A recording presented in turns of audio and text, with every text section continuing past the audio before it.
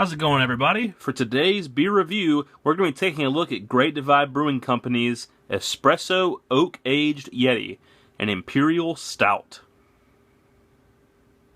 So today's beer review should be a real treat.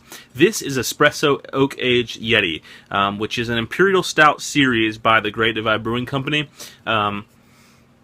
This beer comes in at 9.5% ABV, so it's a really, really big beer. This beer says, and I'm not going to lie to you, this is the kind of beer that I would normally age in my cellar, but surprisingly, we just got this in locally, and I can get this readily available. So what I'm going to do is I'm going to drink it fresh now, and that'll kind of determine if it is worth purchasing another bottle right down the road and then setting it back in my cellar. Is it worth the rent and the space? We will see.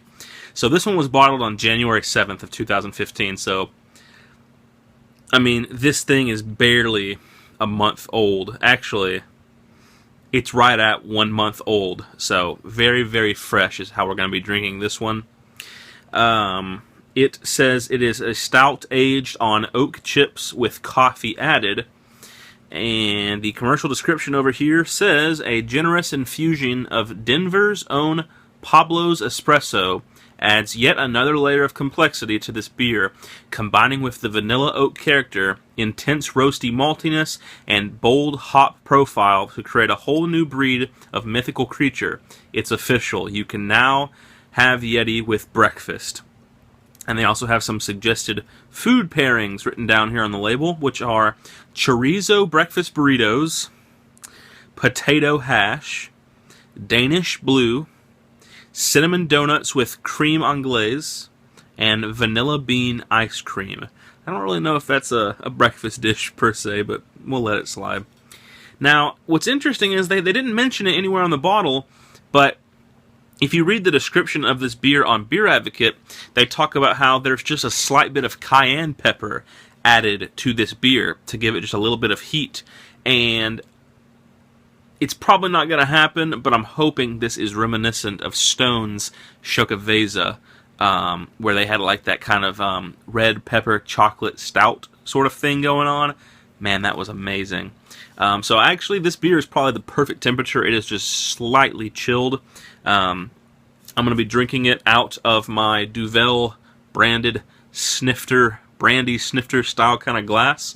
It's the best glass for assessing the big beers, in my opinion. Really, any beer. So, without further ado, let's get the cap off of here and see what this beast is all about. Lots of smoke. There's just smoke sitting in the neck right now. So that's a good sign, obviously, because it's fresh too. Straight out, the color pours pretty much jet black. I'm going to be pretty aggressive with this pour. Just give it right down the center there. Wow, now that looks amazing. This is like a burnt caramel colored head. I mean, it is dark. It is a super dark brown colored head. I'm looking on the camera here. It's not doing it justice. In person, it is just like burnt caramel in color. There's no need to hold this one up to the light because it yields no results. It is pitch black. You cannot see anything through this beer whatsoever. Formed a nice 2 fingers, a very dense, thick, creamy head. Seems to have good head retention, awesome head potential, even for the alcohol being so high. So that's impressive. Let's give it a smell.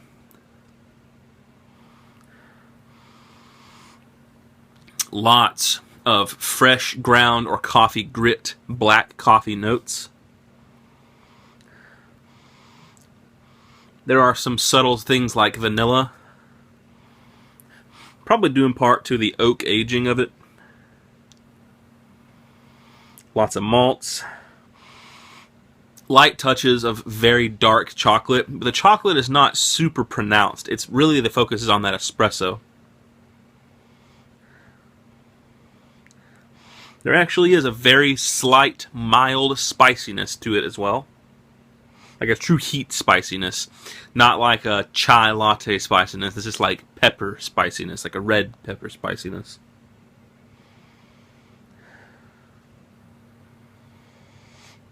Smells really awesome. There's even kind of mildly sweetened cream kind of thing going on with it. So it smells great. The head is subsiding a little bit, which is to be expected with the alcohol being so high.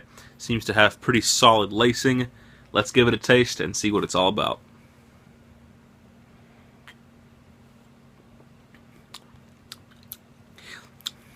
Wow, really good.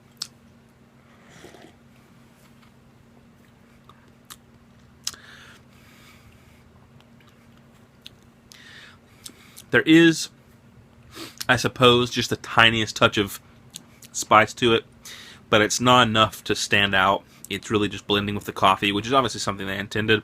I'm not going to mark off points for that. I didn't expect this to be like Shukaveza. I was just hoping it would be.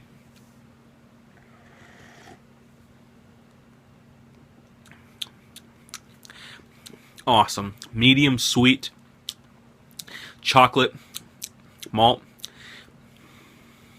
Fades into a truly espresso coffee tone.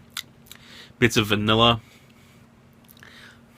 You might even find touches of almond nuttiness, maybe like some marzipan in there.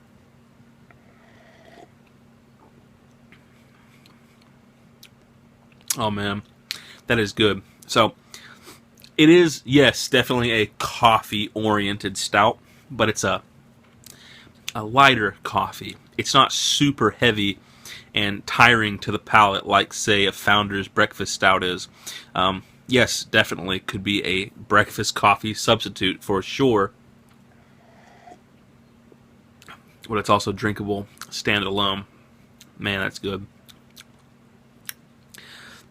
That is fantastic. I'm going to try to reiterate the taste notes for you once more. Immediate medium sweet coffee and chocolate, vanilla, almond and marzipan nuttiness just a little bit, and it ends on a quite bitter medium dark roasted coffee finish on this. Definitely a medium finish on the beer. Doesn't stick around in the mouth forever, but it's definitely not instant. It resides for a little while. It's damn good. I would certainly like to see how this tastes with some age on it, so I do think it is worthy of me going out and purchasing another bottle to set back in the cellar and see how it develops. But as it stands now, fresh, I would give this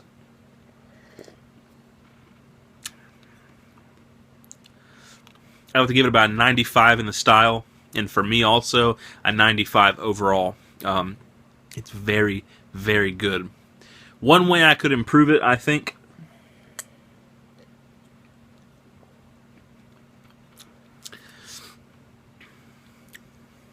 just a tad bit more sweetness to it, just a hair. I want to say to cut back on the hop profile a little bit, but that's obviously due in part to not aging it.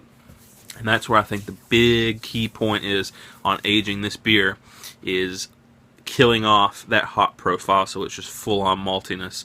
And that's why I think it's worthy to buy one, set it back, and age it. I do recommend it. If you're into Imperial Stouts, I mean, you know, get this one. This is a good one. It's definitely probably not going to make the cut for like my top 10 list or anything, but I mean, it's up there. It's quite good. Anyway, that has been my review of Great Divide Brewing Company's Espresso Oak Aged Yeti. Hope you guys enjoyed the beer review as always, and stay tuned for the next one.